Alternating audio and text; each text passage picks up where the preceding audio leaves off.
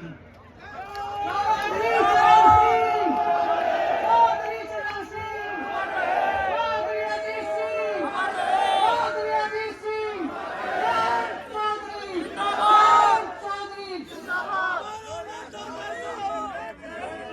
आज स्कूल में बहुत शुभ अवसर पर हम सब लोग सम्मिलित हुए हैं। मैं चौधरी सूरजमुखी जी का नमन करता हूँ। आप मंच पे हैं, विराजमान अध्यक्षता कर रहे हैं आज इस बैठक। एक बार थोड़े से और शुभ अवसर ये है कि आपके प्रिय, क्योंकि उनमें पूरे क्षेत्र में चौधरी चरण सिंह जी से आप विशेष लगाव बना, उनकी इस दल को आपने खड़ा किया, निर्माण किया। जब जब आवश्यकता हुई चौधरी अजीत सिंह जी को आपने ताकत दी, और आज चौधरी चरण सिंह जी की प्रतिमा लगा, क्योंकि समय बदलेगा, समाज भी बदल रहा है, बहुत चीजें बदल जाएंगी, लेकिन जो आपने निर्माण किया है तो एक स्थायी रूप से आने वाली पीढ़ियों को भी पता रहेगा कि हमारा गौरवशाली इतिहास, और उस इतिहास का वर्णन जब उनको सुनाया जाएगा तो इस बात को वो समझेंगे कि हमारी शुरुआत कहां से हुई, कैसे हम लोग आगे बढ़े, कैसे हम लोग विकसित हुए। तो वह अध्ययन करना भी बहुत जरूरी है कि पूरी दुनिया बदल जाए, लेकिन कुछ चीजें हमेशा समाज को याद रखनी चाहिए। और उनमें से सही कहा था कि मैं सुन रहा था, आलम साहब भी कह रहे थे और भी वक्ताओं ने बात कही, पुरानी बातें याद दिलाई। एक बात तो सच्ची है कि चौधरी चरण सिंह दोबारा आपको मिलने वाले नहीं है। उनका जैसा नेतृत्व, ईमानदारी और काफी हद तक सरलता, उनकी सोच बिल्कुल साफ थी।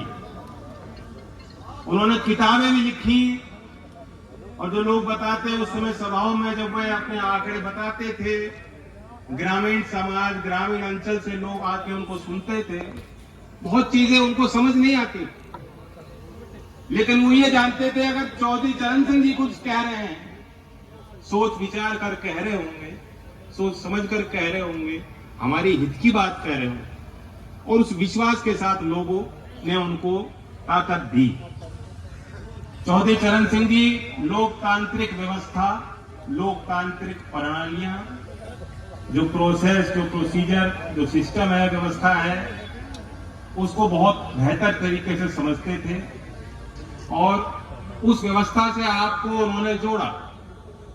पहले तो दूसरी व्यवस्था देश में कायम, देश आजाद हो गया था, लेकिन एक आम व्यक्ति के लिए कोई कल्पना नहीं कर सकता था कि मेरे ग्रामीण समाज का व्यक्ति भी ये देश में ऊंचे पायदान पर कभी बैठ पाए। लेकिन चौधरी चरण सिंह जी ने उस लोकतांत्रिक रास्ते के सहारे और आपके विश्वास के माध्यम से गांव के कितने बड़े भोले भाले अच्छे सज्जन व्यक्तियों को राजनीतिक मुख्यधारा में जगह दी, उनको बढ़ाया। और आज जब आप देश के मानचित्र पे देखते हो 80 के 90 के दशकों को, राजनीतिक इतिहास के बारे में सोचते हो, कितने बड़े बड़े नेता आज भी हैं जिनकी शुरुआत कभी चौधरी चरण सिंह जी ने उनको प्रेरणा दी होगी, या कभी उनके दल के माध्यम से उनको कभी टिकट मिला और सबसे पहला चुनाव वो उन्होंने लड़ा, जनता के बीच वो गए और जनता ने उन्हें हाथों हाथ लिया कि चौधरी चरण सिंह जी के नुमाइंदे हमारे बीच आए।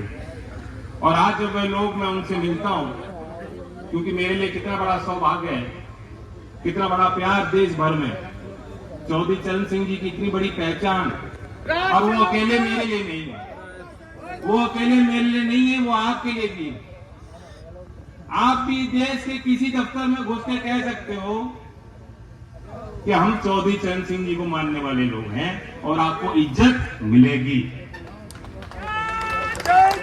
आपको इज्जत मिलेगी। आपको जो सामने सरकारी कुर्सी में जो बैठा होगा व्यक्ति, वो ये बात समझेगा कि ये न्यायप्रिय लोग हैं। कोई बात नहीं, कोई बात नहीं, प्यार से व्यवहार करो उसके साथ, लेकिन समझाना तो पड़ेगा ही।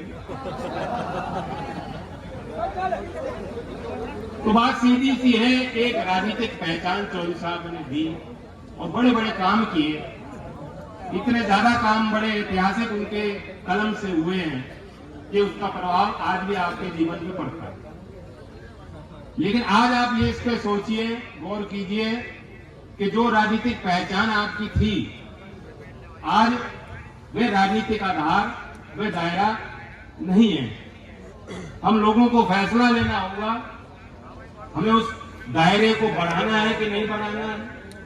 आज इस देश में जब राजनीति दूसरे मुद्दों पे होने लगी है, क्या हम ये नहीं समझते कि हमारे मुद्दे कब मजबूत होंगे जब हमारा राजनीतिक दबदबा होगा, हमारी राजनीतिक संख्या बनेगी, हमारे राजनीतिक प्रतिनिधित्व बढ़ेगा, देश के सदन में गिनती बढ़ेगी, तभी हमारे मुद्दे सुने जाएं। वरना आप लोग सड़क पर ही बैठते हो। 13 महीने सड़क पर बैठ के किसानों ने जीत दर्ज की, लोगों ने की आंखें खोली, लोगों को ये पता लगा कि हाँ, किसान वाकई दुखी है। लेकिन वो जीत भी अधूरी थी, क्योंकि जिन मुद्दों को लेके आप गए, जिस बात को लेके आप गए, आपका दर्द ये था कि किसान को लाभकारी मूल्य नहीं मिलता। जितनी मेहनत किसान कर रहा है, मजदूर कर रहा है, गांव के बच्चे कर रहे हैं, हमारे नौजवान, आगे क्या होगा? एक चिंता, क्योंकि हमारे पश्चिमी उत्तर प्रदेश में आप देखेंगे जमीन बहुत बढ़िया है, देश के राजधानी के करीब इलाके में आप रहते हो, एनसीआर में आपकी गिनती आ गई, संपन्नता भी है कुछ घरों में। यहाँ कुछ घरों में मैं देखता हूँ कि आपके अच्छे बाग भी हैं, मकान भी अच्छे बना लिए, गांव में ट्रैक्टर भी हैं, ट्रैक्टर तो पहले खरीदते हैं, भले सामर्थ्य हो ना हो, तो वो चीजें हैं। लेकिन वह तो एक ऊपर की परत है, थोड़ा सा कोरे दोगे तो पता लगेगा कि कितनी तंगी है, कितनी चिंताएं हैं। 5-10 बीघे का किसान भी ये सोच रहा है कि मेरी अगली पीढ़ी क्या करेगी, क्या करेगी, क्या सहारा उसका बन पाएगा। और अगली पीढ़ी से बैठ के बात हो, जिस तरह आपने खेतों में मेहनत की है, ये अगली पीढ़ी तो नहीं करने वाली है। इसके लिए नए औजार इसे देने पड़ेंगे, नई ट्रेनिंग इसको देनी पड़ेगी, नई शिक्षा इनको मिल पाए, नए काम इनको मिल पाए, ये बहुत बड़ी चिंता निकली है। तो सब कुछ तहस नहस सा लगता है लोगों को, बहुत बड़ी चिंता है। और ऐसे वक्त पे जो सरकार आपके वोट से बनती है, वे इन मुद्दों पे बिल्कुल मौन है, शांत है।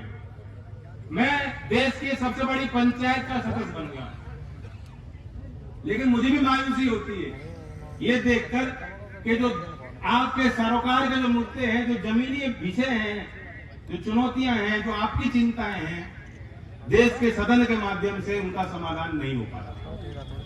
देश के महामहिम राष्ट्रपति ने पहला अभिभाषण अभी दिया, उस पर भी चर्चा सदन में हुई, लेकिन आप गौर कीजिएगा कितने बड़े बड़े मुद्दे हैं जिनकी चर्चा ही नहीं हो पाई। देश के राष्ट्रपति देश के संविधान के 53वें अनुच्छेद के अनुरूप देश के आर्मी के, मिलिट्री के सुप्रीम कमांडर है।